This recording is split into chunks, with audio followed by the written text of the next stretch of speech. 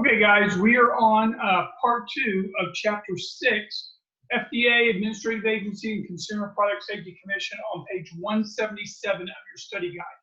Now, I do this a bit differently, even though we're going to use a study guide to go through the notes, but we're going to look at the page in the purple packet that says FDA, Administrative Agency, Basic Timeline. We're going to use this first, okay? We're going to go over this page. I'm just going to read it off fairly fast because you have it in front of you. And then once we've read it over in the chronological order, then we will go back through the study guide and find all these key points that are listed here. A lot of the questions that you're going to have fall under this one page. Not all of them, some are still in the study guide as well, but most of them are going to be found here, okay? And as I was talking about in part 1 of chapter 6, that 10, 11 questions have been on the exam before. So 20% of your exam could come from this one page and its corresponding things associated to the study guide itself. Okay, let's go ahead and get started. I'm just going to read it off to you. In 1887, we created the first federal administrative agency with the ICC, created dealing with railroads and industry-specific, independent, historical era administrative agency. If you remember, that's using that chart or thing that we have dealing with the ICC. So the administrative agencies were created in 1887. The reason why we created the Food, Drug, and Cosmetic Act of 1906, also known as the Wiley Act, the two main concerns was the Spanish-American War with the embalmed beef and causing sickness in the troops, and then Upton Sinclair's book, The Jungle, dealing with the meatpacking industry and the sanitation issues associated to it in Chicago. These two events, Spanish-American War and the embalmed beef, and Upton Sinclair's book, The Jungle, dealing with the meatpacking industry in Chicago, did not create the FDA. It created the Pure Food and Drug Act of 1906, also known as the Wiley Act. The Wiley Act was originally administered by the Department of Agriculture, back then called the Department of Bureau of Chemistry. But in 1906, the Wiley Act was the first one that majorly dealt with agricultural, food-related issues and stuff like that. Now, in 1927, we renamed the Bureau of Chemistry to rename the Food, Drug, and Insecticide Administration. And then later on, a few years later, we renamed that the FDA. So if you ask yourself on the test question about the FDA is more dependent administrative agency, much more industry specific because it deals with food, drugs, cosmetics, and stuff like that. And it falls under the era of historical. It's towards the very end. It started basically in 1927, renamed a few years later to the actual FDA, but it was created in 1927 towards the tail end of what we now call the historical era. Okay? In 1937, we had a sulfur drug in Tennessee, the elixir sulfonamide drug, that caused 100 people plus to die. As a result of that, what happened? The result is we applied for and created the Food, Drug, and Cosmetic Act of 1938. Now, the Food, Drug, and Cosmetic Act of 1938 is still on the books now. We have some amendments, we have some extra acts that kind of go under its jurisdiction. However, is the main act that we have now.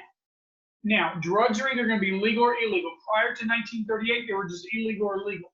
Now we have much more jurisdiction for the FDA in charge of them, and we have a lot more things dealing with drug testing and stuff like that. Prior to this, it was just legal or illegal. So from 1906 to 1938, we had the Pure Food and Drug Act, also known as the Wiley Act, and sometimes you need no formal and informal name on those acts. The Food, Drug, and Cosmetic Act came about in 1938, still under the jurisdiction of the FDA. Now, in 1958, we had the Delaney Clause. The Delaney Clause dealt with food additives and what food additives would be allowed or not allowed. They were banned if they had any risk associated to them.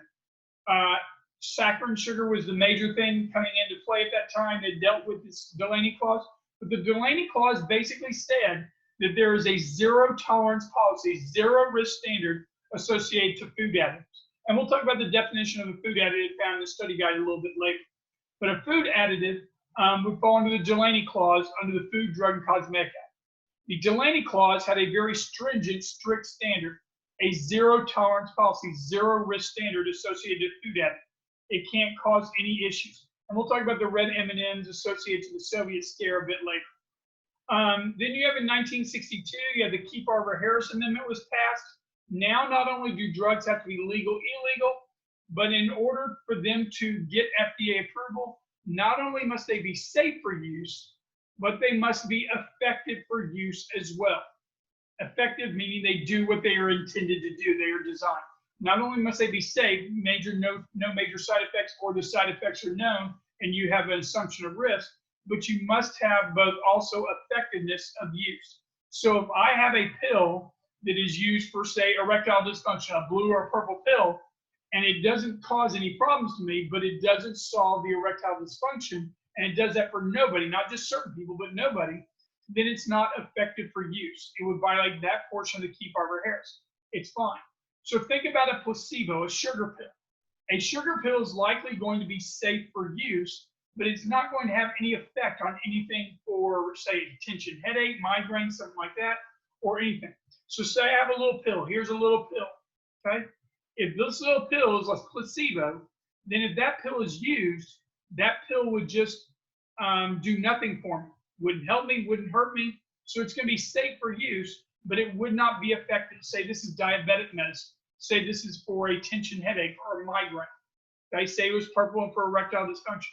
If it's not effective for use, it doesn't go with the Kefauver-Harris Amendment. Now, as a result of the Kefauver-Harris Amendment, it takes over a decade, nearly 12 years on average, for FDA approval of a drug to occur, and as a result, it takes about $250 million. That's why it's so expensive to get new drugs, because they need to recoup those losses. Once it becomes generic, say after 20 years of that patent we talked about in chapter 5, then you're not going to be able to get it because anybody can use it. So the thing is, they need to recoup their losses. And if it's $250 million on average and takes over a decade, that's going to be a problem. Now, the Fair Packaging and Labeling Act of 1968, haven't heard about that. I just want you to make sure that you note that as a name. We're really going to be talking about the Nutrition and Labeling Education Act, a couple more down on that purple sheet.